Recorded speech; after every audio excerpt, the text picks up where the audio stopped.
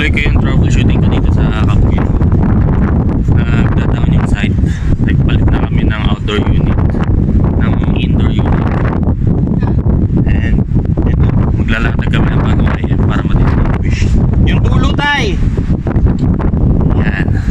Pag isa ko sa taas, maglalatag. Ito yung IF cable, yung itim. Yung parang sa mga cable nyo sa bahay, cable TV. May ibang kwan lang to. Hindi ko alam kung ilan yung impedance nito, tapos resistance.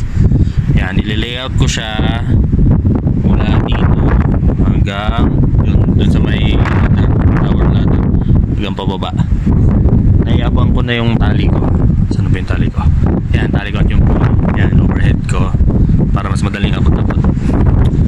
Yun yung troubleshooting ko. Oh, napakalamig na naman dito sa Kabuyaw area. Keep safe lahat.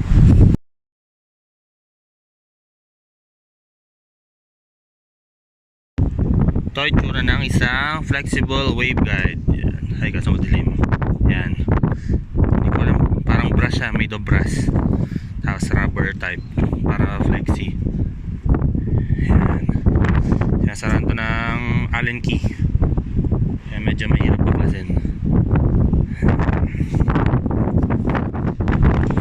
Yan. Nahatak ko na namin ni Sir Lino yung IF cable. Yan lang siya. Hangin lang siya.